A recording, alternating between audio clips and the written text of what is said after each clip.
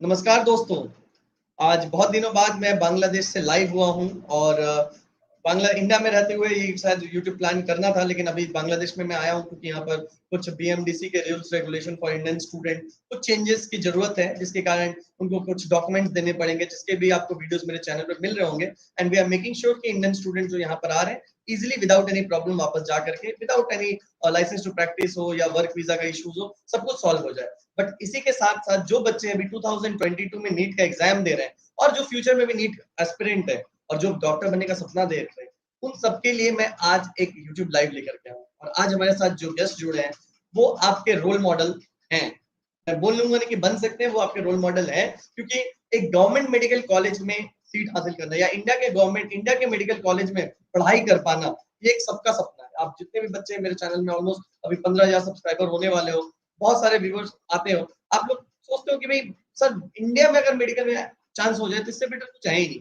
तो कहीं ना कहीं मेरी गाइडेंस अब्रॉड की तरफ ज्यादा है और इंडिया के लिए जो मैं बेसिक गाइडेंस देता भी हूँ, या फिर हमारा नीट सेशन भी मैं लॉन्च किया हूँ, नीट सेशन बुक भी बहुत लोग खरीद रहे हैं जिससे उनको हेल्प मिलती है। बट साथ ही साथ मैं चाहूंगा जो इंडिया के जो कॉलेजेस में मेडिकल कॉलेजेस में क्रैक करके नीट पढ़ाई कर रहे हैं उनकी लाइफ और उनके एक्सपीरियंस को आपके साथ शेयर करना। इसीलिए आज हमारे साथ जो गेस्ट जुड़े हैं मैं उनको इनवाइट करना चाहूंगा। उनका नाम है मिस सिगुफ्ता काशमी। तो Shigufta, I hope I pronounce it Hello right. everyone. So Yeah, Shigufta आप Kasmi. अपने या तो आप अपने बारे में मुझे बताइए सिगुफ्ता कि आप कहाँ से हो और जहां से आप हो वहां से डॉक्टर बनने का जो सपना आपने देखा, इसके पीछे क्या स्टोरी है? मतलब क्या आपके किसी सीनियर ने आपको बताया या कोई रिलेटिव है, या आपके मन में कब आया सपना कि मुझे डॉक्टर बनना है? इसके बारे में आप बताइए with your background, your schooling and which you passed your NEET with basic details. मैं एक आर्मी बैकग्राउंड से हूँ। मेरे फादर जो है वो आर्मी में है और हम लोग वैसे एक छोटे से होम टाउन में रहते हैं कटिहार के, जो कि बिहार में सिचुएटेड है। तो एक्चुअली हुआ ये कि मैं बचपन से हमेशा से बाहर रही हूँ और मोस्टली मेरा स्कूलिंग जो था वो आर्मी स्कूल में हुआ है। मैं पंजाब में पढ़ी हूँ और वहां पे मुझे नीट के बारे में कोई आइडिया नहीं था, क्योंकि वो भी एक छोटा सा सिटी ही है, जो कि मतलब वहां पे कोई इतना बड़ा सपना नहीं देखता है। और मेरे कोई ऐसे परिवार में कोई ऐसा था नहीं जो मुझे गाइड कर सके। तो up to my 10th class मुझे कोई आइडिया ही नहीं था कि मुझे लाइफ में क्या करना है। लेकिन ये मेरी किस्मत है, या फिर मैं कहूंगी कि शायद मेरी मेहनत थी, जो मुझे मतलब ऊपर वाले ने मेरा इतना साथ दिया कि मेरे पापा का पोस्टिंग जो है वो कोटा आ गया। और कोटा आप सबको पता ही है कि मतलब एजुकेशन के लिए सबसे बेस्ट प्लेस है। तो वहां आके ही मुझे नीट के बारे में पता चला, अपने फ्रेंड्स से और आसपास के लोगों से मुझे पता चला कि मतलब नीट कितना ज्यादा इंपॉर्टेंट है मेरे लिए, अगर मैं बायो चूज करती हूँ तो फिर 11th क्लास में जब डिसीजन हुआ कि मुझे मैथ्स लेना है या बायो लेना है, तो फिर मेरे फैमिली मेंबर्स ने मुझे बोला कि तुमको जो ठीक लगता है तुम वो करो, लेकिन हमेशा लाइफ में कुछ डिफरेंट करने का सोचो। तो मेरे मम्मी का लेकिन सपना था कि मैं डॉक्टर ही बनूं, और मेरा एज सच कोई ड्रीम नहीं था उस वक्त। और मेरा यही मानना था कि पहले इंसान को अपने माँ बाप के सपने पूरे करने चाहिए, तभी वो उनको खुश रख सकता है, उसके बाद वो अपने सपने आराम से पूरे कर सकता है। ऐसा बहुत गलत सोचते हैं लोग कि एक ही लाइफ है, अपनी अपनी मन की करो। मेरा ये मानना है कि यार एक लाइफ सफिशिएंट है, तुम जो चाहो वो कर सकते हो, तो क्यों ना पहले हमें अपने माँ बाप के सपने पूरे करने चाहिए, उसके बाद अपने सपने की तरफ देखना चाहिए। तो मैंने यही सोच करके मैंने बायो ऑप्ट किया, फिर मैंने वही कोटा में अपनी तैयारी की। मैंने 2 साल 12th के बाद मैंने 2 साल का ड्रॉप लिया, क्योंकि फर्स्ट ड्रॉप में मुझे ये जानने में ही लग गया कि नीट एक्चुअली में क्या है, कैसे इसकी तैयारी करते हैं और पेपर किस टाइप का आता है, क्योंकि मुझे गाइड करने वाला कोई नहीं था। तो मैंने बहुत सारी चीजें फेस की, उसके बाद जाके मैं सेकेंड ड्रॉप में जाके नीट निकाल पाई। नीट 2020 में मेरा जाके सिलेक्शन हुआ और 615 मार्क्स मेरे आए थे। और तब जाके मुझे मेरे होम टाउन के पास दरभंगा सिटी में मुझे दरभंगा मेडिकल कॉलेज अलॉट हुआ। काफी डिटेल में आपने बताया श्री गुप्ता। मेरे पास अभी तक जितने भी लोग आए थे उनका इतना वैरायटी ऑफ बैकग्राउंड एक्सपीरियंस नहीं रहा है जो आपने बताया, तो ये काफी डिफरेंट एक्सपीरियंस होगा। और मैं और भी बहुत सारे जब क्वेश्चंस मैं पूछूंगा, ऑलरेडी कई सारे बच्चे आपसे क्वेश्चंस पूछने लगे, बट कुछ और क्वेश्चन पूछने से पहले आपका मैं एक वीडियो देख रहा था। आपका भी एक यूट्यूब चैनल है जो कि बहुत अच्छा सा मैंने देखा, उसमें कई तरह के आपने वीडियोस बनाए और बहुत ही जल्द वो ग्रो भी करेगा, जो कि हेलो, या आई एम ऑडिबल? या मैं देख रहा हूँ उसमें काफी आपके हेलो। कलेक्शन वीडियो यस बहुत सर। वीडियो बनाया। Zero two yes six sir. One five 0 to 615, मतलब नीट में यस जीरो सर। से 6 का सफर। ये सफर कितना कठिन और कितना इंटरेस्टिंग है, इसके बारे में आप बताइए। और कैसे आप मतलब कई लोगों को लगता है, बहुत सारे मेरे स्टूडेंट्स हैं जो मुझे फोन करते हैं, सर मैं नीट 200 लाया हूँ, मैं 250 लाया हूँ, क्या एक बार और ड्रॉप करके मैं 600 का सफर, मैं 600 तक जा सकता हूँ? तो मैं कई बार उनके बैकग्राउंड को समझता हूँ, उनके प्रॉब्लम को समझता हूँ, कुछ को मैं बोलता हूँ हाँ ड्रॉप करिए, कुछ को बोलता हूँ मैं ड्रॉप नहीं करिए। तो आपने क्यों 2 साल का ड्रॉप के बाद आपका 615 तक पहुंच पाओगे? ये कॉन्फिडेंस कहाँ से आया और कब आपको लगा कि भाई ये ड्रॉप वर्थ है? क्योंकि जो ड्रॉप करना है बहुत ही क्रिटिकल क्वेश्चन है। ये लाइफ का 1 साल आपका यस लेता है, सर। डेडिकेटेड 1 ईयर आपको सिर्फ एक ही काम करना है, कुछ करना भी नहीं है। ना ही आप दोस्तों के साथ ज्यादा घुल फिर सकते हो। आपके दोस्त 1 साल 2 साल सीनियर होते जाते हैं, आपको एक डिप्रेशन भी फील होती है कि भाई मेरे यस दोस्त तो अभी सर। कॉलेज डाल रहे हैं, मैं बैठ के रूम में पढ़ हाँ। रही हूँ। फील आता है कि मैं अभी भी 12 नहीं हूँ, जैसे 2 साल फेल हो जाने वाली फीलिंग होती है, वो एक ड्रॉप होने वाली फीलिंग होती है। तो ये ड्रॉप करके पढ़ाई करके यस सर। 615 तक पहुंचना, ये कैसा रहा? इसके बारे में अगर आप कुछ शेयर करें। सर मैंने इनिशियली नहीं सोचा था कि मैं 2 ड्रॉप लूँगी, क्योंकि मुझे भी, मैं इस चीज़ के फ़ेवर में नहीं थी कि इंसान को अपना मतलब जो है 1 साल पूरा बैठ के तैयारी करना चाहिए या नहीं चाहिए, क्योंकि बहुत अनसर्टेन होता है कि आपका सिलेक्शन होगा या नहीं होगा। तो मैं इस चीज़ के बिल्कुल भी फ़ेवर में नहीं थी स्टार्टिंग में, लेकिन मैंने 1 साल तैयारी करने का इसलिए सोचा क्योंकि मेरे पेरेंट्स का बहुत बड़ा सपना था मुझे लेकर के, और ख़ास करके वो चाहते थे कि मैं डॉक्टर इसलिए बनूँ क्योंकि मेरी फैमिली में बहुत, मतलब मेरा जो बैकग्राउंड है, फैमिली बैकग्राउंड वो इतना हाई नहीं है, और कोई भी फीमेल डॉक्टर है ही नहीं, हमारे पूरे फैमिली में नहीं है, इवन मेरे पूरे टाउन में नहीं है।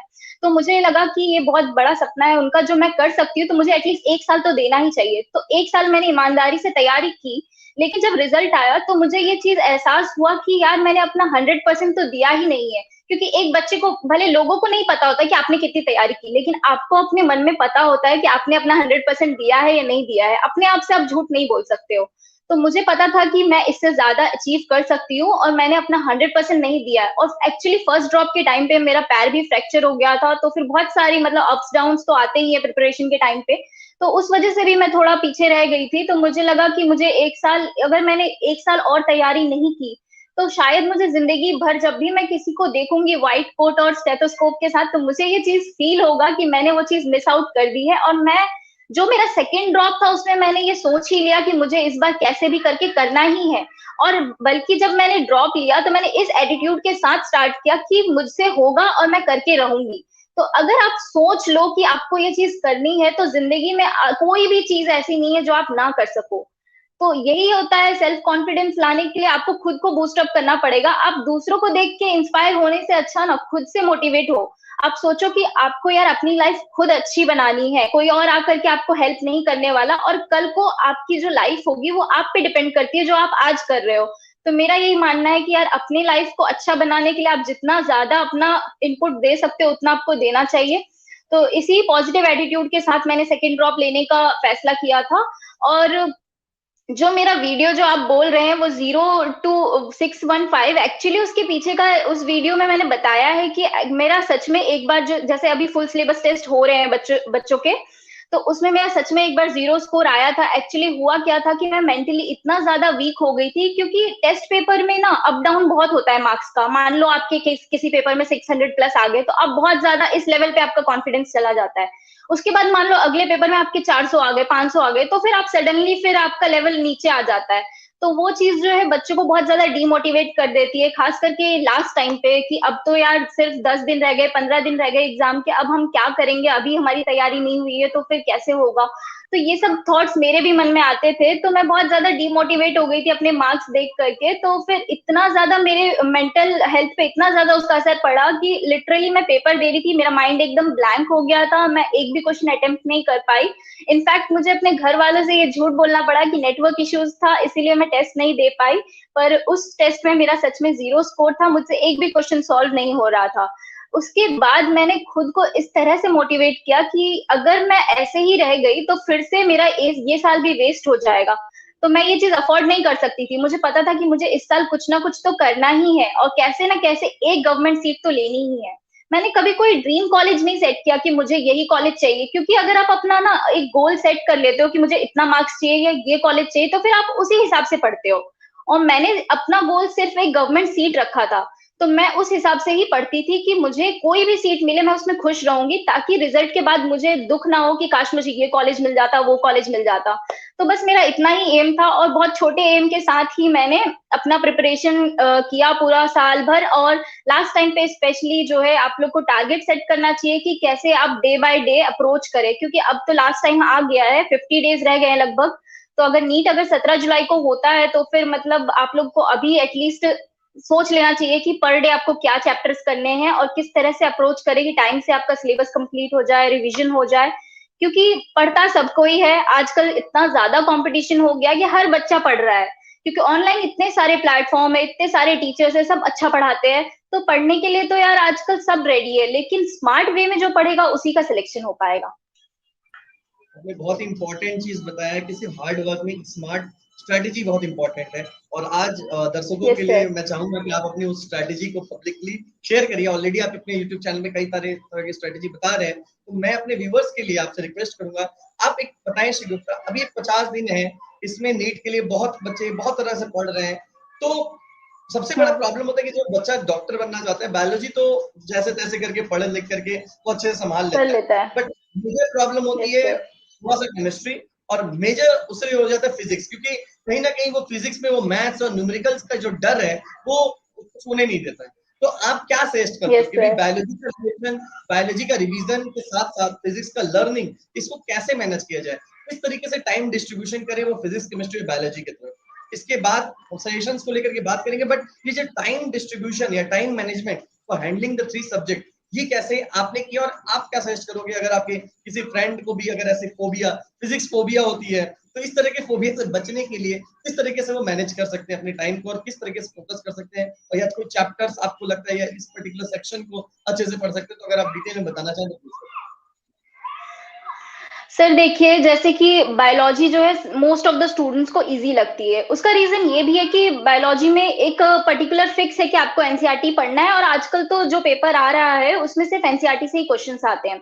तो मैं ये सजेस्ट करूंगी कि हर बच्चे को, खास करके अभी लास्ट टाइम पे, क्या करना चाहिए कि जैसे ही आप सुबह उठते हो, अब आपका कोई टाइम फिक्स नहीं है, हर बच्चा अपने अकॉर्डिंग पढ़ता है, मतलब कोई रात में पढ़ना प्रेफर करता है, कोई दिन में पढ़ना प्रेफर करता है। तो जो भी आपका टाइम है, आप अगर सुबह उठते हो तो सबसे पहले आप बिना कुछ किए, सबसे पहले अपने बेड से उठते ही टेबल पे बैठिए और बायोलॉजी का एटलीस्ट एक चैप्टर आप तुरंत पढ़ लीजिए।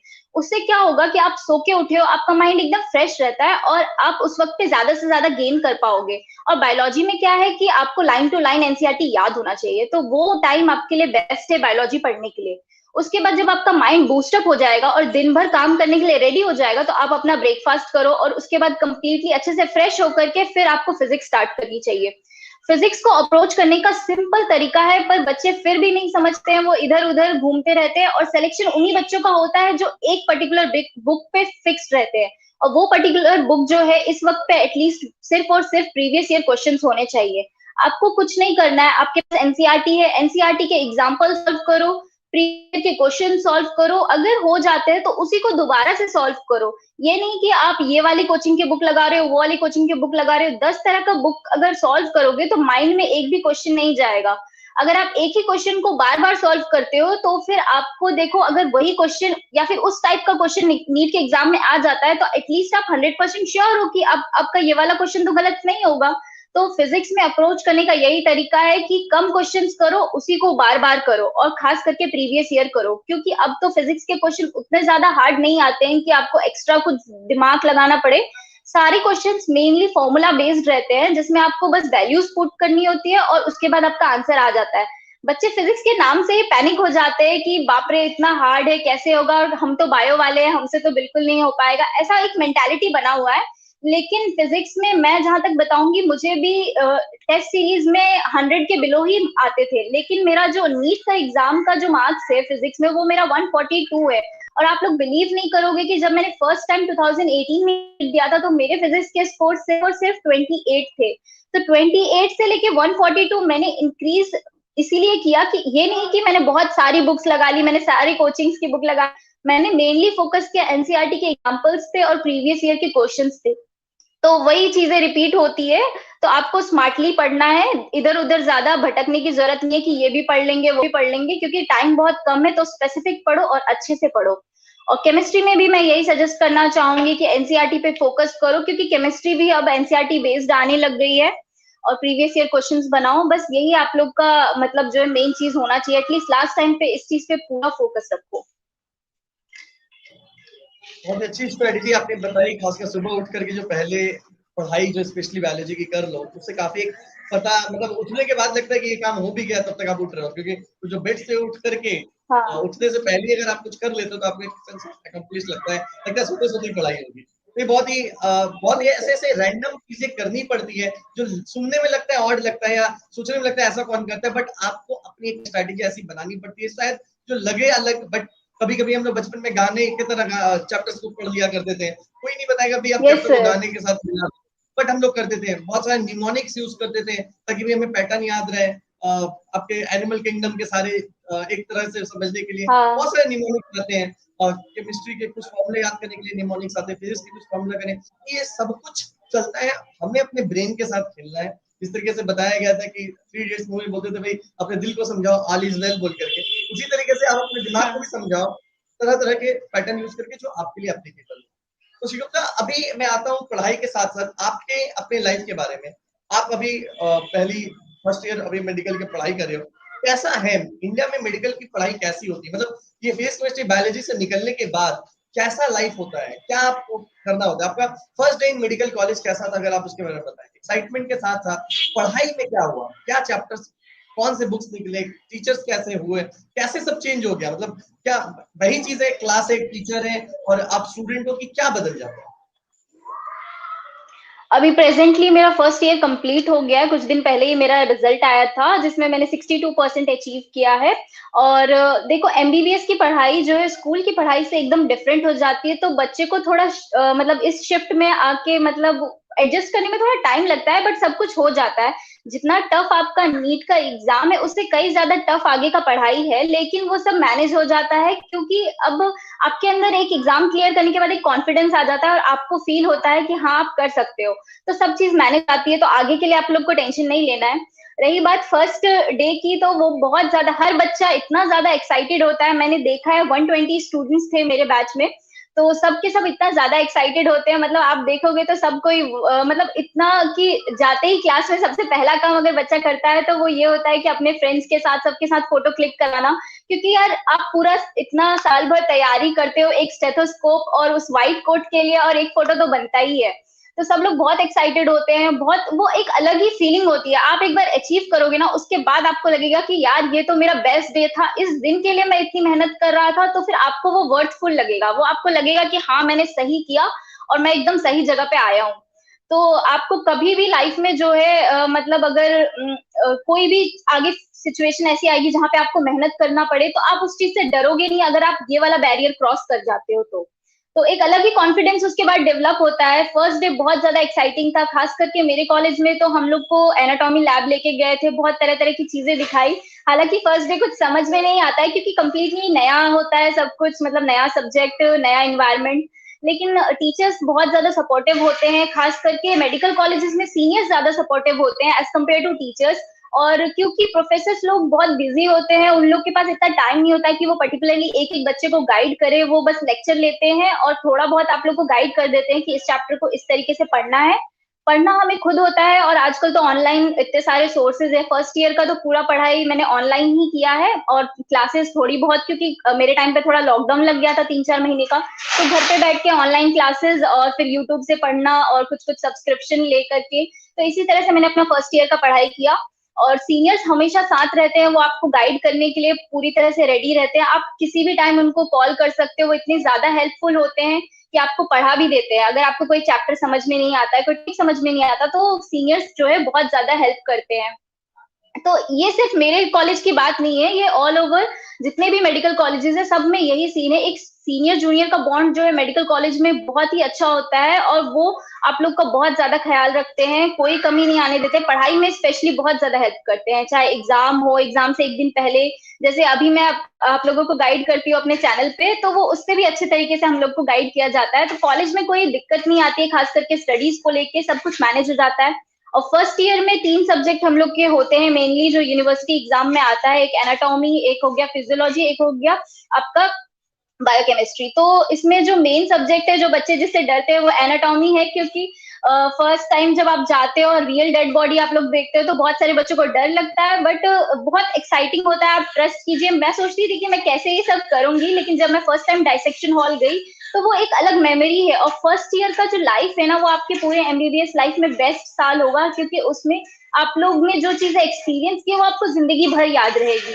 छोटी छोटी चीजें जो आपको उस वक्त लगता है कि उतना इम्पोर्टेंट नहीं है, लेकिन अभी मैं सेकेंड ईयर की मेरी क्लासेस स्टार्ट हो जाएंगी 1 तारीख से, तो फिर उसके बाद जो है मैं मिस आउट करूंगी, क्योंकि अब तो मतलब बहुत ज्यादा बिजी हो जाएगा मेरा शेड्यूल, वार्ड ड्यूटीज लगेंगी और हॉस्पिटल जाना होगा। तो ये सब मतलब फर्स्ट ईयर में जो है आप पूरा एंजॉय भी कर सकते हो पढ़ाई के साथ साथ, तो वो सब चीजें पूरे आपको पूरे जिंदगी भर याद आती है। तो फर्स्ट ईयर बहुत ही ज्यादा इम्पोर्टेंट होता है।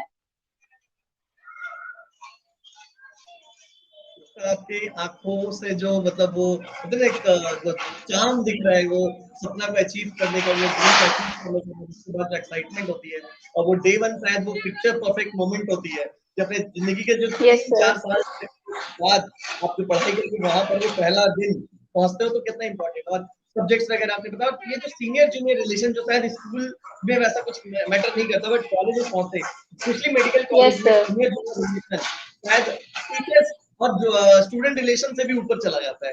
सीनियर जूनियर रिलेशन, यस क्योंकि sir. Teachers second year, third year, fourth year में चेंज होते रहेंगे, तो सीनियर जूनियर रिलेशन ये पूरा 5 साल का बॉन्डिंग है। समहाउ वो टीचर भी है, वो दोस्त भी है, वो गाइड मेंटर भी है, वो गाइड भी है, और एवरीथिंग। मतलब मेडिकल कॉलेजेस, मैंने मतलब थाउजेंड्स ऑफ मेरे बच्चे मेडिकल के स्टडीज किए इन इंडिया एंड अब्रॉड, तो सबके दिमाग में हमेशा से रहा है कि भाई अगर एक अच्छा सीनियर मिल गया तो आप एक अच्छा डॉक्टर बन गया। तो एक अपना प्रॉपर एक अच्छा यस सर। सीनियर, तो बहुत सारे होते हैं, बट एक ऐसा सीनियर जो आपको पर्सनली गाइड कर सके, भले ही बिकॉज ऑफ सिमिलर लैंग्वेज हो, सिमिलर कुछ भी हो, कहीं ना कहीं अट्रैक्शन रहता है कि भाई हमें हमें ये सीनियर हमारे लिए स्पेशल है, हमें बुक्स भी अपने दे देते हैं, नोट्स दे देते हैं, ये जो चीजें यस रहती है सर। बहुत होती है। तो मेडिकल कॉलेज में ये सारे बॉन्ड डेवलप होते हैं, सारे इंजीनियरिंग कॉलेज में इतना नहीं हो पाता जितना कि मेडिकल कॉलेज में होता है, या फिर other professional yes college sir. Courses में ऐसा नहीं होता। तो अब मैं आऊंगा आपसे पूछने के लिए कि आप एक गवर्नमेंट मेडिकल कॉलेज में सेलेक्ट हुए हैं, एक गवर्नमेंट, आपके कई सारे फ्रेंड्स होंगे जो इंडियन प्राइवेट मेडिकल कॉलेज में गए होंगे या फिर अब्रॉड गए होंगे, अभी भी आप अगर उनके साथ टच में, तो ऐसा क्या लगता है कि government medical college apart from fees, क्योंकि भाई गवर्नमेंट मेडिकल कॉलेज फीस सबसे बड़ी बात है कि भाई आप पेरेंट्स पे बर्डन नहीं बनते हो, ये बहुत इंपॉर्टेंट चीज है, यस। क्योंकि डॉक्टर बनना तो इंपॉर्टेंट है, लेकिन अगर पेरेंट्स के ऊपर ही बर्डन बन जाए, उनको अपने जमीन जायदाद सब बेच करके आप डॉक्टर बनो, तो कितना खतरनाक हो सकता है, वो एज अ स्टूडेंट ही समझ सकता है। तो एज यस अ सर। अगर पर्सपेक्टिव को छोड़ दी जाए, कैसे एक गवर्नमेंट कॉलेज, एक प्राइवेट कॉलेज या ओवरसीज कॉलेज, अगर आप किसी फ्रेंड से जुड़े हो तो क्या क्या आपको फीडबैक मिला है, आपकी कॉलेज कैसे डिफरेंट है अदर्स, अगर इसके बारे में अगर आपके पास कुछ फीडबैक हो आप बताएं। मेरे साथ है बहुत सारे ऐसे लोग जो बाहर भी पढ़ रहे हैं, मेरी फैमिली मेंबर्स में भी है, और इवन यहाँ तक कि प्राइवेट कॉलेजेस में मेरे फ्रेंड्स पढ़ रहे हैं। तो देखो, मेडिकल की पढ़ाई में एज सच कोई डिफरेंस नहीं होता, क्योंकि सिलेबस वही है, करिकुलम वही है, सब कुछ वैसा ही रहता है। बस एक जो इन्वायरमेंट का डिफरेंस होता है, मे बी वो हो सकता है इस वजह से भी, क्योंकि हम मतलब एक तरह के कॉलेज में एक तरह के लोग होते हैं, एक तरह का माइंडसेट होता है। तो जो हम लोग मेडिकल कॉलेज है उसमें मतलब गवर्नमेंट में मेनली वही लोग आते हैं, एक तो जिनका बहुत ज्यादा अच्छा मार्क्स होता है, और दूसरे जो अफोर्ड नहीं कर सकते हैं। जैसे कि मेरा पर्सनली बैकग्राउंड उतना अच्छा नहीं था कि मैं प्राइवेट कॉलेज कोई ज्वाइन कर सकूं, तो मुझे पता था कि मेरे पास यही एक ऑप्शन है, मुझे कैसे ना कैसे यही निकालना ही है। अगर मैं ये नहीं करती तो फिर कुछ और चूज करना पड़ता, पर मैं प्राइवेट में नहीं जा सकती थी। तो एक वो भी रहता है कि आपका जो इन्वायरमेंट है वो आपके जैसा रहता है, तो उसमें क्या होता है कि आपको घुलने मिलने में इजी रहता है। बाकी एज सच अगर एमबीबीएस की बात करें तो कोई बहुत बड़ा डिफरेंस नहीं है, क्योंकि इंडिया में सब सारे कॉलेजेस का जो है माहौल एक जैसा ही है। प्राइवेट कॉलेजेस का मैं इतना ज्यादा जानती नहीं हूँ वहाँ पे कि सीनियर जूनियर का बॉन्ड कैसा रहता है, इतना मेरा इंटरेक्शन नहीं है, तो मुझे उतना नॉलेज नहीं है। बट आई गेस वहाँ पे भी इसी तरह का ही होता होगा, क्योंकि मेडिकल कॉलेज में सीनियर्स का बहुत ज्यादा रोल है, एज सच मैंने बताया। तो बाकी पढ़ाई वढ़ाई सब सेम ही रहती है, और प्राइवेट कॉलेजेस में थोड़ा स्ट्रिक्ट शेड्यूल रहता है, मतलब क्लासेस वगैरह को लेकर के। और क्योंकि वहाँ पे क्या रहता है कि जो टीचर्स होते हैं वो टाइम टू टाइम क्लासेस लेते हैं, और गवर्नमेंट मेडिकल कॉलेजेस में टीचर्स थोड़ा मतलब उतना स्पून फीडिंग आपको नहीं होता है कि आपको एक एक चीज पढ़ा के आपके मुंह में डाल दिया जाएगा, आपको बस याद कर लेना है, वैसा चीज नहीं होता। तो गवर्नमेंट मेडिकल कॉलेज से बच्चा ये सीखता है ना कि कैसे उसको खुद प्रिपेयर करना है। तो ये चीज मतलब सेल्फ स्टडी का जो होता है ना, वो चीज डेवलप होता है आपके अंदर। आप पूरा 5 साल से जो खुद से पढ़ते हो, उसके बाद खुद से पीजी निकालते हो, तो ये बहुत बड़ी बात होती है, हर बच्चा नहीं कर सकता है ये। तो ये चीज जो है बच्चा गवर्नमेंट कॉलेज में आके ही सीखता है, क्योंकि यहाँ पे जो है टीचर्स प्रोफेसर्स जो है उस तरह से ही बच्चे को ट्रीट करते हैं कि वो खुद से कैपेबल हो सके और खुद से जो है एग्जाम क्रैक कर सके। प्राइवेट कॉलेजेस में भी खुद ही पढ़ते हैं बच्चे, लेकिन थोड़ा एज कम्पेयर टू गवर्नमेंट वहां पे थोड़ा ज्यादा पढ़ाई स्ट्रिक्टली होता है, प्रोफेसर वगैरह थोड़ा स्ट्रिक्टली क्लासेस लेते हैं वहां पे। और बाकी अब्रॉड की बात करें अगर, तो मेरे भी कुछ कुछ जान पहचान में है, मुझे एग्जैक्टली याद नहीं कि कहाँ है, वहां पे भी पढ़ाई वढ़ाई सब, आई थिंक ड्यूरेशन का बस फर्क होता है कि यहाँ पे जैसे अभी 5 साल में हो गया, हम लोग का जो करिकुलम है प्रेजेंटली उसमें 5 साल का एमबीबीएस है। तो अलग अलग कंट्रीज में अलग अलग होता है, किसी में कुछ किसी किसी में 6 साल का भी होता है। तो बस ड्यूरेशन का फर्क है। और कई कई कॉलेजेस में ये बाहर में मतलब दिक्कत आती है, जहाँ पे कम इंडियंस होते हैं, तो वहां पे दिक्कतें मैंने सुनी है कि होती है पढ़ाई वढ़ाई को लेकर के। बट बांग्लादेश की अगर बात करें तो वहां पे नहीं होता है, क्योंकि मोस्ट ऑफ द इंडियंस जो है जाते हैं वहां पे। मेरी एक फ्रेंड भी है, तो कोई दिक्कत नहीं आती, आप कहीं से भी करें, अल्टीमेटली आपको एमबीबीएस करना है। तो वो अगर आपका ड्रीम है कि आपको डॉक्टर ही बनना है, और अगर आप इंडिया में सेलेक्ट नहीं हो पाते हो, तो इसमें कोई बुराई नहीं है अगर आप बाहर जाके करते हो तो। लेकिन जाने से पहले आपको अपने आप को कन्विंस कर लेना होगा कि अगर आपको वापस इंडिया में आके ही पीजी करना है, तो आप अपनी पढ़ाई जो है, आप यहाँ के बच्चों के साथ टच में रहिए और आप अपनी पढ़ाई उस तरीके से करें कि आप नीट का पीजी का जो एग्जाम है वो निकाल सके। तो आपको अपना माइंडसेट उतना स्ट्रांग बना के ही बाहर जाना चाहिए अगर आप जा रहे हैं तो। अगर आपका इरादा है वापस से इंडिया आकर के सेटल होने का, तो आपको मतलब स्ट्रांग बनना होगा, क्योंकि अल्टीमेटली दोनों डिग्रीज बराबर ही है। और अब तो क्या हो गया कि नेक्स्ट का एग्जाम होगा तो फिर सबको वो एग्जाम देना ही है, तो सब इक्विवेलेंट ही हो गया है। बस आपको खुद पे डिपेंड करता है कि आप जो है किस तरह से पढ़ते हो और कैसे आप सेलेक्ट, कितने नंबर से सेलेक्ट हो पाते हो। तो एज सच कोई ह्यूज डिफरेंस नहीं है, कोर्स पूरा सेम है, पढ़ाई पूरा सेम है, तो आप प्रेफर कर सकते हो अपने चॉइस के अकॉर्डिंग। सही बात बताई आपने सोचा कि कहीं ना कहीं जिसको जैसा हो पाए, किसी के लिए बजट पॉसिबल नहीं है, किसी के लिए कई बार जितना फिजिक्स का वो जो मतलब बोलते हैं ना, फिजिक्स का ब्लॉकेज इतना ज्यादा हो जाता है। कई लोग ऐसे भी स्टेट से होते हैं जहाँ पे शायद 550 लाने के बाद भी उनको गवर्नमेंट कॉलेज नहीं मिल पाती है। अगर दिल्ली स्टेट से अगर कोई है तो 550 580 में भी उनको गवर्नमेंट कॉलेज नहीं मिलती है। अगर कोई आसाम से है या मेघालय से या कुछ और भी कई स्टेट है जहाँ से 450 500 या 350 में भी आपको गवर्नमेंट कॉलेज मिल जाते हैं। तो कहीं ना कहीं इंडिया का जो ओवरऑल स्ट्रक्चर है स्टेट वाइज, कई बार स्टेट कोटा कुछ ज्यादा है, कहीं पर स्टेट कोटा में कम है, तो बहुत सारे पैरामीटर बच्चे कई सारे दूसरे कंट्रीज के बारे में भी सोचते हैं। But definitely nobody nothing can beat the admission in government medical college in India। यही सबका ड्रीम है और ये ड्रीम को ही फॉलो करना चाहिए। फिर रास्ते में कुछ चेंजेस होते हैं तो बाद में देखते हैं। युक्ता, मैं और एक सवाल आपसे करना चाहूंगा, जो बच्चे भी नीट का प्रिपरेशन कर रहे हैं लास्ट मोमेंट पे, आपको क्या लगता है कि कुछ ऐसे चैप्टर्स होते हैं या ऐसे टॉपिक्स होते हैं जो डेफिनेटली अलग से पढ़ लेने चाहिए? क्योंकि स्पेशली बायोलॉजी के लिए मैं बोलना चाहूंगा, क्योंकि बहुत बार देखा गया कि कुछ पर्टिकुलर चैप्टर से ही पूरा पूरा नीट ज्यादा कवर होता है compare to the whole syllabus. पढ़ाई तो सब कुछ ठीक हो जाती है, बट नीट में जो क्वेश्चन पूछे जाते हैं तो वहां से स्पेसिफिकली ज्यादा पूछ जाते हैं। तो ऐसा कुछ सजेशन या कुछ ऐसे टॉपिक्स है जो आप शेयर करना चाहेंगे कि आपको याद हो, अगर आपका देखिए, वैसे तो कुछ चैप्टर्स होते ही देखे जाते हैं हर साल, जिसमें से मतलब बहुत ज्यादा क्वेश्चंस आ जाते हैं। लेकिन 2019 में क्या हुआ था कि पूरा सिनेरियो एकदम थोड़ा सा पलट गया था।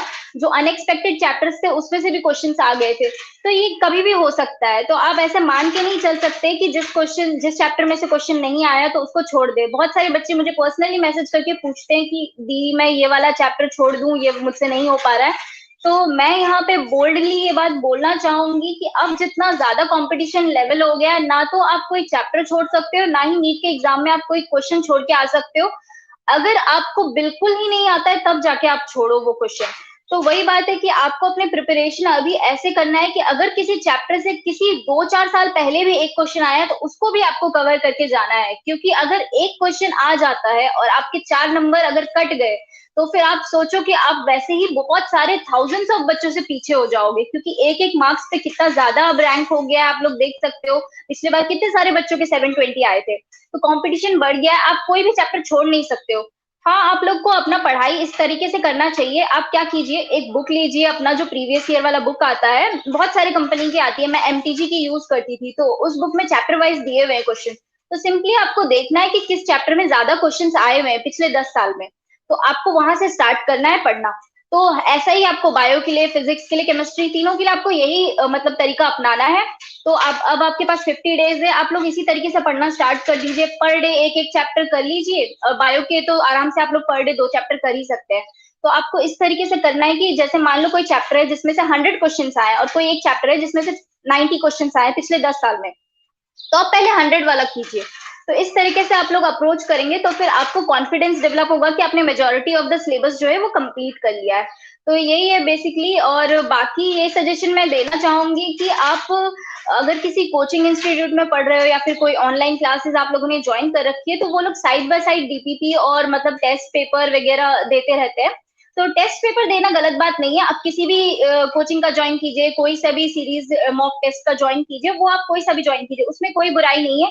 लेकिन जो वो लोग सॉल्व करने के लिए एक्सरसाइज देते हैं उसमें बहुत स्पेसिफिक हो जाइए। अगर वो एनसीईआरटी बेस्ड है तभी आप उसको सॉल्व कीजिए, और अगर उसमें आप देख रहे हैं कि एनसीईआरटी से बाहर के क्वेश्चन है तो फालतू में उसमें अपना टाइम मत वेस्ट कीजिए। आप सिंपली अपना प्रीवियस ईयर क्वेश्चन ही सॉल्व कीजिए। प्रीवियस ईयर क्वेश्चंस का बहुत इंपॉर्टेंट रोल रहता है। आपने बताया एमपीजी की बुक, अलग अलग लोग अलग अलग बुक्स को फॉलो करते हैं, तो हमेशा मैं बोलूंगा कि यस सर। आप जिस चीज को फॉलो करें उसी को कंटिन्यू करिए। लास्ट वन पे आके ट्रैक चेंज करने से भी कई बार यस सर। कई बार बुक खरीद लेने का मन करता है, ये भी खरीद लो वो भी खरीद लो, ये टॉपर ये बोलता है वो तो सबको फॉलो करने से बेटर है कि एक को फॉलो करिए और एक प्रॉपर तरीके से एक स्ट्रेटेजी एक बनाइए। ही करिए। कोई भी से करने से ही नीट निकलता है। एक जमाने में मैं पढ़ाया करता था, भले ही मैं देखता था कि पढ़ने का तरीका जो होता है ना उसमें बहुत फर्क पड़ता है, क्योंकि घूम फिर करके भाई फिजिक्स फिजिक्स ही है, केमिस्ट्री केमिस्ट्री, बायोलॉजी बायोलॉजी है, और हर टीचर हर जो प्रोफेसर है उसके लिखने का तरीका अलग होता है। बट किसको कौन सा सूट करेगा जरूरी नहीं है, इसीलिए इतने सारे बुक्स होते हैं। दुनिया में इतने तरह के लोग होते यस हैं, इतने तरह के डिशेज होते हैं, किसी को चाइनीज पसंद है, किसी को इंडियन पसंद है, किसी को तंदूर पसंद है। ये होता क्यों? क्योंकि भाई आप किस चीज को सूट, आपको किस तरह का पढ़ने का तरीका या बुक सूट करेगा, ये आप पे डिपेंड करता है। तो ये आपको सेल्फ डिसिप्लिन के साथ और सेल्फ रियलाइजेशन होनी चाहिए। हाँ, बहुत सारे लोग गाइड करेंगे, आप उनकी गाइडेंस के हिसाब से 2-4 चैप्टर पढ़ के देख सकते हैं। सही नहीं लग रहा है दूसरे चैप्टर दूसरे बुक्स को जाओ। फिर अब आता हूँ मैं यूट्यूब वीडियोस के साथ मैं कई सारी चीजें देख रहा था, तो आपने एक चीज नोटिस किया कि आपने काउंसलिंग के रिलेटेड भी कई सारे आपने वीडियोस बनाया। एक बात बताइए, नीट में रैंक लाना, चलिए आपने तो 615 लाए तो बहुत काफी हद तक आप काफी सिक्योर थे, बट ये जो एकदम मतलब 600 से थोड़ा कम आ जाए, मतलब 580 या 590, इन सब यस सर। मार्क्स वाले बच्चे, इनके लिए काउंसलिंग कितना इंपॉर्टेंट है? अब क्या इसके सीरियस कितना सीरियस कंसर्न है? क्योंकि मैं जानता हूँ कि काउंसलिंग बहुत इंपॉर्टेंट पार्ट है, सिर्फ पढ़ाई जितनी इंपॉर्टेंट है काउंसलिंग भी उतना यस काउंसलिंग सर। रिलेटेड। आप काउंसलिंग से रिलेटेड क्या इंफॉर्मेशन आप दे सकते हैं? आपको कैसा, आपका एक्सपीरियंस कैसा रहा? मेरे ख्याल से आप तो स्ट्रगल नहीं किए होंगे क्योंकि आपकी रैंक काफी अच्छी थी, बट आपके भी कुछ फ्रेंड होंगे जिन्होंने जस्ट काउंसलिंग के बेस पे उनको अच्छा कॉलेज मिल जाता है। तो how much counselling yes sir. Important, counselling में प्रॉपर प्लानिंग कितनी इंपॉर्टेंट है to get a good medical college? Sir देखिए, पहले तो प्रिपरेशन के टाइम पे बच्चों को काउंसलिंग की टेंशन नहीं लेनी चाहिए, लेकिन रिजल्ट आने के बाद आपको अपना पूरा ध्यान जो है काउंसलिंग पे ही फोकस करना चाहिए। चाहे आपके 550 मार्क्स आ रहे हैं, चाहे 560 आ रहे हैं, कोई बोल रहा है कि आपका सिलेक्शन नहीं होगा, आपको भरोसा नहीं करना है। आपको एक प्रॉपर वे में काउंसलिंग करवाना ही चाहिए, क्योंकि उससे क्या होगा कि नेक्स्ट टाइम जब आप फिर से नीट का एग्जाम दोगे, अगर इनकेस आपको कॉलेज नहीं भी मिलता है तो एक आपको एक्सपीरियंस हो जाएगा। मेरे जो फर्स्ट ड्रॉप में 516 मार्क्स थे, तो मुझे पता था कि 40,000 के रैंक पे मेरे स्टेट में मुझे कोई कॉलेज नहीं मिलेगा। तो फिर भी मैंने जो है काउंसलिंग प्रोसेस पूरा एकदम प्रोसेस बाय प्रोसेस उसको अटेम्प्ट किया, क्योंकि उससे मुझे पता चल गया, मैं फेमिलियर हो गई उस चीज से, तो मुझे नेक्स्ट टाइम कोई भी दिक्कत नहीं आई। तो काउंसलिंग प्रोसेस बहुत मायने रखता है, क्योंकि मैंने पर्सनली ऐसे देखा है बच्चों को। एक लड़की थी जिसके शायद 64 या 67 ऑल इंडिया रैंक थी, जिस साल मेरा सिलेक्शन हुआ उसी साल की मैं बात कर रही हूँ। और जब वो लिस्ट निकला था ऑल इंडिया का, तो उसके नाम के आगे था Kota, government medical college Kota. जबकि उसके रैंक पे उसे आराम से कोई दिल्ली का कॉलेज मिल जाता, इनफैक्ट उसे टॉप मेडिकल कॉलेज मिलता। लेकिन फिर भी अब वो उसका हो सकता है वो पर्सनल चॉइस हो, मैं पर्सनली उसको नहीं जानती, लेकिन ऐसे बहुत सारे केसेस है जिन बच्चों को काउंसलिंग करना नहीं आता है ठीक से, और वो प्रायोरिटी ऊपर नीचे कैसे भी भर देते हैं, तो उससे क्या होता है कि आपके कम मार्क्स वालों को भी सीट मिल जाती है और आपका रह जाता है। तो ये बहुत बड़ी गलती है, और ये अगर गलती आप करते हो तो आपको जिंदगी भर रिग्रेट रहेगा। तो कोई भी रिस्क नहीं लेना चाहिए, स्पेशली काउंसलिंग प्रोसेस में। अगर आपको खुद से नहीं आता है तो फिर रिस्क मत लीजिए, आप किसी ऐसे इंसान से करवाइए जिसको बहुत ज्यादा इसका नॉलेज हो, या फिर आप, बहुत सारे ऐसे लोग हैं जो लोग काउंसलिंग प्रोसेस के लिए मतलब आपको गाइड करते हैं, तो आप वैसे मतलब कोई भी ऐसा प्लेटफॉर्म ज्वाइन कर सकते हो। तो मैं सजेस्ट करूंगी, अगर आपसे खुद से नहीं होता है तो आप किसी और से करवा लो, क्योंकि जिंदगी भर का सवाल है, तो आप रिस्क मत लो इस चीज में। तो मैंने खुद इनफैक्ट अभी अपनी जान पहचान में बहुत सारे फ्रेंड्स का काउंसलिंग मतलब भरा था, क्योंकि बच्चों को जनरली नॉलेज नहीं होता, सब लोग बस पढ़ते हैं, तो इस बारे में मोस्ट ऑफ द स्टूडेंट्स को नहीं पता होता है कि कैसे फिल करते हैं चॉइसेस, किस तरीके से कॉलेज अलॉटमेंट होता है। तो आपको ये चीज तो एटलीस्ट किसी ऐसे इंसान से करवाना चाहिए जो एकदम इस चीज में एक्सपर्ट हो। तो बाकी ऐसे बहुत सारे बच्चे हैं जिनको मतलब नहीं होता है, वो कैसे भी भर देते हैं, और मतलब मेरे ही कॉलेज में भी ऐसे बच्चे हैं जिन्होंने मतलब मेरे कॉलेज को प्रेफर किया, जबकि उनको इससे अच्छा कॉलेज मिल जाता। तो कोई कोई तो अपने चॉइस से करता है, बट किसी किसी के साथ सच में ऐसा इंसिडेंट हो जाता है। मेरी एक फ्रेंड थी जिसको गलती से मतलब सिर्फ चॉइस फिलिंग में उसने ऊपर नीचे कर दिया, तो मेरा कॉलेज उसने नीचे डाल दिया, और जो नीचे का कोई एक कॉलेज था उसको गलती से ऊपर डाल दिया, और उससे वो सबमिट हो गया गलती से। तो अब वो दूसरे कॉलेज में है, मेरे कॉलेज में नहीं है, तो ये उसको हमेशा फील होता रहता है कि मतलब अब एक दिन की गलती से मैंने इतना बड़ा लॉस अपना कर लिया। तो ये सब चीजें बहुत मैटर करती है, स्पेशली आपको जब नीट का एग्जाम आप दे लो, उसके बाद आपको अपना पूरा फोकस काउंसलिंग पे ही रखना चाहिए। अब तो इतना सारा प्लेटफॉर्म हो गया है, यूट्यूब पे इतनी सारी वीडियोस है, आप लोग आराम से देख सकते हैं, और पूरा प्रोसेस को अच्छे से समझे, और कुछ भी करने से पहले मतलब एक बार 100% श्योर हो जाए तभी वो कदम उठाए। काफी सही बात आपने बताई, और मैं बोलना चाहूंगा हमारे जितने व्यूअर्स हैं, we are connected with many students और सीनियर्स। हो सकता है सिगुफ्ता भी हमें फ्यूचर में अलग से मैं बात करूंगा कि हम लोग कुछ पेमेंट लेकर के स्टूडेंट्स को प्रॉपर काउंसलिंग के लिए हेल्प करते हैं। मैं नहीं बोलूंगा कि मैं बहुत बड़ा एक्सपर्ट हूँ, क्योंकि हजारों स्टूडेंट अप्लाई करते हैं, सबका मैं अकेला नहीं कर सकता। तो कुछ सीनियर स्टूडेंट हमारे साथ जुड़े हैं, जैसे आपने अपने फ्रेंड्स कहते हैं सिगुफ्ता, इसी तरीके से हम चाहते हैं कि जो स्टूडेंट जिनको गरीब बच्चे हैं, जिनको थोड़ी सी काउंसलिंग की प्रॉपर नॉलेज हो जाए, उससे उसका लाइफ बदल जाए। इसमें हम लोग करते भी तो वेरी नॉमिनल चार्जेस। और उस टीम में अगर आप भी जो भी जुड़ना चाहे, definitely like you to join that team so that we can help students. Already आप अपने यूट्यूब चैनल, अभी मैं दर्शकों को दिखाना चाहूंगा, आपका यूट्यूब चैनल मैंने एक्सप्लोर किया, बहुत ही जबरदस्त आपने वीडियोस बनाए हैं, बहुत ही डिटेल्स में, थैंक थोड़े यू बहुत सर। बहुत ही अच्छे, थोड़े बहुत एंटरटेनमेंट के भी आपने वीडियो बनाए हैं, बहुत सारे मोटिवेशन से यस रिलेटेड सर। आपने वीडियोस बनाए, प्लस अपने एक्सपीरियंस को शेयर किया है, अपने नेगेटिव्स को भी शेयर किया है। मतलब कोई खुल के नहीं बताएगा जो कि भाई मैंने जीरो लाया, सब चाहता है कि मैं टॉप बताऊं, लेकिन आपने वो भी बताया कि भाई घर में झूठ भी बोलना पड़ जाता है, और ये एक्चुअल दर्द है यस जो सर। बच्चे शेयर नहीं करते होंगे, तो उनको एक मेंटल प्रॉब्लम होती है। तो और आपने एक और भी वीडियो बनाया कि don't ignore your mental health, very important. Yes ये sir. As a student, as a counsellor मैं समझ सकता हूँ। तो मैं चाहूंगा कि जो भी हमारे दर्शक हैं, इंक्लूडिंग मी, मैं अभी इस चैनल को सब्सक्राइब करता हूँ, और मैं चाहूंगा कि जो भी आप हमारे दर्शक है हमारे चैनल में, आप भी शिवगुप्ता की वीडियोस को देखें, क्योंकि आप नीट के एस्पिरेंट हो, आप चाहते हो कि मेडिकल स्टूडेंट कैसे होते हैं, उनकी लाइफ कैसी है, उसके ऊपर शिवगुप्ता ने कई सारे वीडियोस बनाए, तो आप देख सकते हो शिवगुप्ता। और आप कुछ बताना चाहोगे शिवगुप्ता कि आपके चैनल पे और फ्यूचर में आप किस तरह के वीडियोस डालना चाहोगे, और किस तरह के स्टूडेंट्स को आप चाहोगे कि आपके चैनल को सब्सक्राइब करें, उनको क्या क्या बेनिफिट मिल सकती है? मैं बेसिकली, मेरा ये चैनल स्टार्ट करने का पहला एम तो यही था कि मुझे कोई गाइड करने वाला नहीं था, तो मैंने यही सोचा कि मेरे लाइफ में इतने सारे इंसिडेंट हुए, नॉट नॉट जस्ट नीट, मतलब बचपन से लेकर के ही मैंने इतना एक्सप्लोर किया है, मैं बहुत सारी जगह पे रही हूँ, मेरी स्कूलिंग अलग अलग जगह पे हुई है, क्योंकि मेरे पापा की पोस्टिंग हर 2 साल बाद कहीं और आ जाती थी। तो मैंने इतना एक्सप्लोर किया है, इतनी सारी चीजें सीखी है, तो मुझे ऐसा लगता है कि अगर कोई इंसान अपना सारा नॉलेज अपने पास रख लेता है, कल को वो जब मतलब किसी से शेयर करेगा, तो वो इंस्पायर हो सकते हैं उसकी लाइफ से। तो मुझे ये लगा कि मुझे ये चीज पब्लिकली शेयर करनी चाहिए। तो मैंने यही विजन लेके अपना यूट्यूब चैनल स्टार्ट किया और आगे भी मैं इसी टाइप के वीडियोस बनाऊंगी। नीट से रिलेटेड तो मेरा मेन फोकस तो वही रहेगा। नीट एस्पिरेंट्स के लिए मैं ऑलवेज रेडी हूँ उनको हेल्प करने के लिए, चाहे वो पढ़ाई से रिलेटेड हो, मेंटल हेल्थ से। मेंटल हेल्थ को लोग इग्नोर कर देते हैं, बट मैं पर्सनली बहुत सारे बच्चों से बात की हूँ। बहुत सारे बच्चे मुझ पर इतना ज्यादा भरोसा करते हैं कि अपनी पर्सनल लाइफ तक वो लोग मुझसे शेयर किए कि मेरी लाइफ में दी ये प्रॉब्लम चल रही है, मुझसे ये डील नहीं किया जा रहा।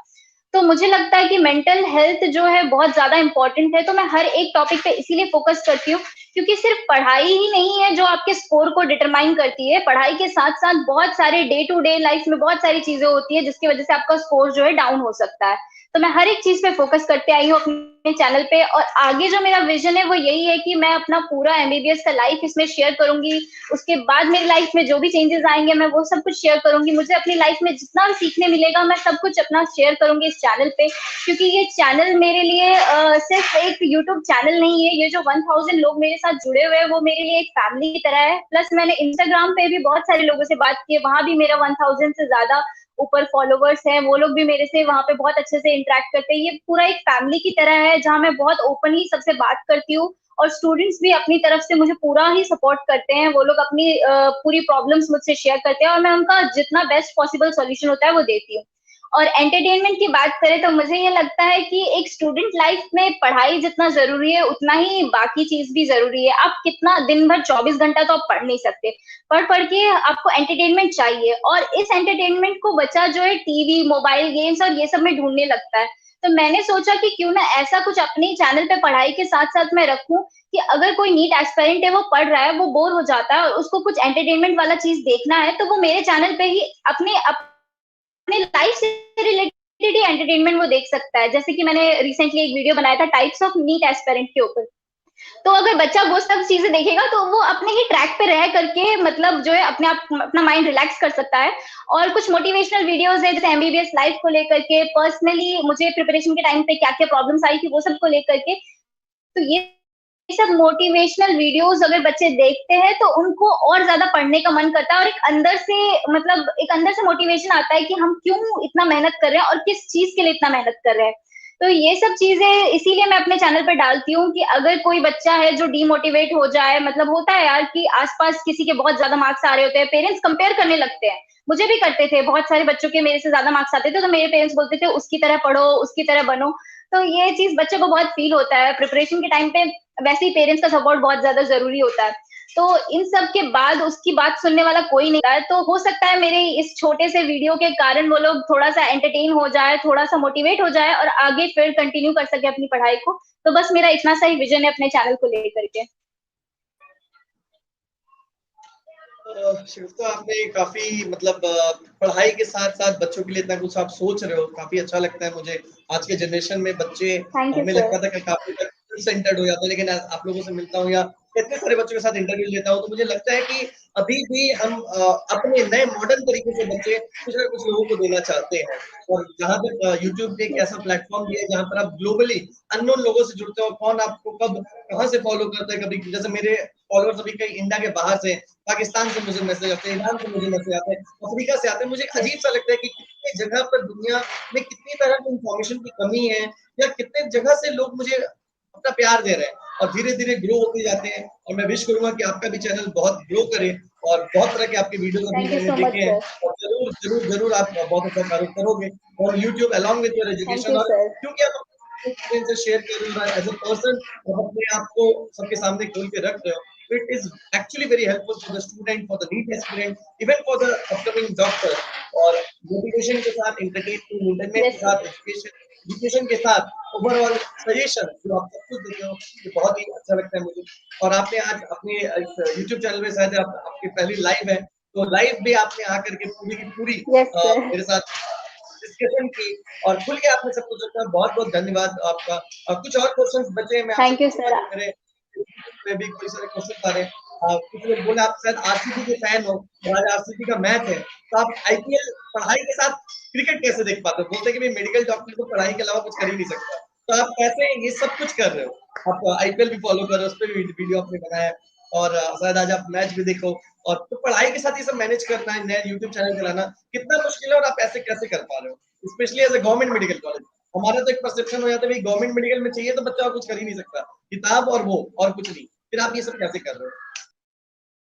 जहाँ तक मैं पर्सनली इतना ज्यादा इंटरेस्टेड नहीं थी इस चीज में, लेकिन मेरे घर में हर कोई जो है क्रिकेट का बहुत ज्यादा फैन है। तो आजकल तो अभी तो आईपीएल चल रहा है, तो मुझे लगा कि लोगों को हमें मतलब एज अ इंस्टाग्राम इन्फ्लुएंसर मैंने सोचा कि मुझे इस तरह के कंटेंट बनाने चाहिए जो लोगों को पसंद आए। और पहले प्रायोरिटी मेरा मेरे फॉलोअर्स से ही है, तो मोस्ट ऑफ द स्टूडेंट्स जो है वो चाहते हैं कि जो ट्रेंडिंग चीजें हैं वो चीज मैं लेके आऊं। तो मेरा भाई जो है वो बहुत क्रिकेट का बहुत बड़ा फैन है, तो मैंने उसकी हेल्प ली और मैंने ये वीडियो बनाया ताकि मेरे लोग मतलब और लोगों ने इसको बहुत पसंद भी किया। तो वही मेरा मोटिव है कि लोगों को मैं जो भी करूं वो पसंद आए, बस इतना सा मेरा मोटिव है। और रही बात पढ़ाई के साथ बाकी चीज को मैनेज करने की, तो ये बहुत मतलब ऐसे सुनने में आता है कि एमबीबीएस स्टूडेंट मतलब बुक्स और बस पढ़ाई पढ़ाई पढ़ाई, लेकिन अगर आप दिन में 3-4 घंटा पढ़ लेते हो तो वो बहुत सफिशिएंट है। इतना भी नहीं करता है बच्चा, क्योंकि कॉलेज जाने के बाद एक माइंडसेट बन जाता है कि हम नीट निकाल के आए हैं, अब नहीं पढ़ेंगे, थोड़ा मस्ती करेंगे, कॉलेज लाइफ एंजॉय करेंगे। बट अगर आप अपनी पढ़ाई रेगुलरली 2-3 घंटा भी कर लेते हो एमबीबीएस लाइफ में, तो वो सफिशियंट है। आपको अपना एग्जाम मतलब 50% आपको पास होने के लिए चाहिए होता है, तो पास होने के लिए वो सफिशियंट है। तो आपका जो है मेजर टाइम जो है ना वो फोन में, जो मेरे साथ के बच्चे हैं मैं कहूंगी कि वो लोग, मैंने देखा है कि किसी का कोई एम नहीं है, मतलब ऐसे ही बच्चे जो है दिन भर इंस्टाग्राम पे टाइम वेस्ट कर रहे हैं। तो मैं भी, ऐसा नहीं है कि मैंने वो लाइफ नहीं जी है, मैंने भी वो लाइफ जी है। मैं भी दिन भर दूसरों के रील्स देखती रहती हूँ, स्क्रॉल करती रहती हूँ, दूसरों के पोस्ट देखती रहती हूँ। तो मैंने वहां से ये चीज सीखी कि यार मैं अपना इतना मेजोरिटी ऑफ द टाइम जो दूसरों को देख करके हंसने में निकाल रही हूँ, उस क्या मैं भी उस जगह आ सकती हूँ, कोई मुझे भी देखेगा एक दिन और मुझसे इंस्पायर होगा। तो वहां से मुझे मोटिवेशन मिला कि मुझे भी कुछ करना चाहिए। और फिर बस वही है कि थोड़ा थोड़ा करके सब कुछ मैनेज कर लेती हूँ मैं। मतलब अपना टाइम, अगर आप शेड्यूल फिक्स रखोगे तो आपको कोई दिक्कत नहीं आएगी। तो मैं अपना टाइम फिक्स रखती हूँ कि मुझे इतने से इतने देर तक पढ़ना है, उसके बाद मुझे इतने टाइम तक यूट्यूब का वीडियो शूट करना है, फिर इंस्टाग्राम पे फोकस करना है, फिर जो लोग मैसेज करके रखते हैं उनका रिप्लाई करना है। सब चीज के लिए मैंने थोड़ा थोड़ा टाइम निकाल रखा है। और आजकल मैं टेलीग्राम पे भी थोड़ा एक्टिव हूँ, वहां पे भी बच्चे मुझसे पर्सनली बात कर सकते हैं। तो मैं इस तरह से सब कुछ मैनेज कर लेती हूँ, हर हर मतलब हर दिन थोड़ा थोड़ा करके सब कुछ मैं मैनेज कर लेती हूँ। और ऐसा नहीं है कि मैं एकदम परफेक्ट हूँ, मेरे मतलब मेरे से सब चीज हो जाती है। ऐसा होता है, कोई कोई दिन मेरा भी ऐसा होता है जिस दिन मैं बिल्कुल कुछ नहीं कर पाती हूँ। तो ये ह्यूमन नेचर है, इस चीज को आप एक्सेप्ट करोगे तभी आप आगे बढ़ पाओगे। कोई कोई दिन ऐसा रहता है जिस दिन मैं ना तो यूट्यूब के लिए कुछ कर पाती हूँ, ना पढ़ाई से रिलेटेड कुछ कर पाती हूँ। तो ये सब चीजें मतलब नेचुरल है और हर बच्चे के साथ होता है। प्रिपरेशन टाइम पे भी आप लोग के साथ होगा कि कभी कभी आप बिल्कुल पढ़ ही नहीं पाएंगे, तो फिर उस वक्त आप जो चीज आप कर सकते हो उस पे फोकस करो और उस पे अपना बेस्ट दो। बस इतना ही मैं कहना चाहूंगी। सब कुछ अपने आप हो जाता है अगर आप करना चाहो तो। केमिस्ट का एक कोट है जो घूम फिर करके उसी तरफ ले जाता है कि अगर आप किसी भी चीज को शिद्दत से चाहो तो कायनात में आपको उसको मिलाने की लग जाती है। और यस सर। कहीं ना कहीं हम सब ये मानते हैं, इसको बहुत तरीके से फिल्मी तरीके से बोला जाता है, बट कहीं ना कहीं हमारा अगर चाहत है, जहाँ चाह वहाँ रहा, जो हमने बचपन में भी पढ़ाई की है, यस तो सर। कहीं ना कहीं आप पढ़ाई के साथ ये करना चाहते हो तो आपको उसमें भी टाइम मिल जाती है। और दुनिया में टाइम मैनेजमेंट एक ऐसी चीज है जो इलास्टिक की तरह, जितना ज्यादा आप मैनेज कर सकते हो उतना यस ज्यादा चीजें सर। आप आपसे पहले आप अगर न्यूटन के बारे में हम लोग देखते हैं फिजिक्स में, तो न्यूटनियन लॉ ऑफ मोशन से लेके ग्रेविटी से लेकर के कैलकुलस से लेके सब कुछ एक ही सब इंसान ने कर कुछ। दिया। तो यस कैसे सर। पॉसिबल था? अब उनसे कोई पूछे कि टाइम मैनेजमेंट कैसे किया, तो शायद कोई बोलेगा भैया तो ऊपर वाला ही कर सकता है। बट कहीं ना कहीं जब पैशन रहता है तो टाइम अपने आप एक्सपेंड कर जाता है। अभी आइंस्टाइन के प्रिंसिपल यस बता सर। सकते हैं, बट हमें लगता है जब कोई चीज अच्छी लगती है तो जैसे टाइम निकल जाता है। जैसे अभी हमारी इंटरव्यू इतनी अच्छी होती गई, 47 मिनट, ऑलमोस्ट 50 मिनट तक बात करे पता ही नहीं चला। और अगर यही बोरिंग एक यस तरीके सर। से बात करते हैं तो मुझे लगता है जल्दी से इसको उठना है, बस खत्म हो, जल्दी से लाइफ खत्म। तो ये सारी डिस्कशन के साथ Shri Gupta, I will like to thank and I will like you to say the final words for the NEET aspirant 2022। और मैं और एक चीज बोलना चाहूंगा कि हमने एक छोटा सा वीडियो एक लॉन्च किया है, हमने बोल सकते हो आप नीट सेशन बुक, जो एक एक पेज में एक एक चैप्टर को देती है सारे बच्चों को। कई सारे बच्चे हमारे यूट्यूब चैनल के थ्रू या वेबसाइट के थ्रू डाउनलोड करते हैं। फिर नोट्स के बारे में, जैसे नोट्स जो प्रिपेयर की जाती है वो कितना हेल्पफुल होता है at final moment for revision, इसके बारे में बताइएगा कि आप लोग भी क्या नोट्स लेकर के पढ़ते थे? हम लोग जैसे टॉपर्स पे नोट्स लेकर के बच्चों को देते हैं ताकि वो लास्ट मोमेंट सेशन या लास्ट मोमेंट रिवीजन कर पाए। तो आप लास्ट मोमेंट रिवीजन और सेशन कितने इंपॉर्टेंट है, और 2022 वाले स्टूडेंट को आप क्या फाइनल टिप्स देना चाहोगे, ये बताओ, फिर उसके बाद अपने लाइफ को कंप्लीट। देखिए सर, पढ़ाई तो हर बच्चा करता ही है, लेक्चर देखना, लेकिन उस लेक्चर से अगर आपने 1 घंटे का लेक्चर देखा, तो अगर आप उसको नोट डाउन करके आप अगर 2 पेज का नोट्स लिख लेते हैं, तो फिर आपके लिए वो ईज़ी हो जाता है। तो यही काम मतलब बहुत सारे ऐसे प्लेटफ़ॉर्म करते हैं, और सर आपने बताया कि आप लोग भी ऐसा कर रहे हैं, तो ये बहुत अच्छी बात है, क्योंकि अभी जो लास्ट टाइम पे बहुत सारे बच्चे मुझे भी मैसेज करते हैं कि मेरे पास नोट्स नहीं है। तो नोट्स का होना बहुत ज़्यादा ज़रूरी है, क्योंकि अब जब टाइम कम रह जाता है, तो आप पूरा-पूरा लेक्चर तो देख नहीं सकते हो। और जो कंसाइज़ नोट्स होते हैं, और ख़ास करके जो बच्चे नीट क्रैक किए होते हैं, उनके नोट्स से पढ़ने से ये फ़ायदा होता है कि आप सिर्फ़ वो चीज़ पढ़ रहे हो जिससे क्वेश्चन आने के चांसेस हैं।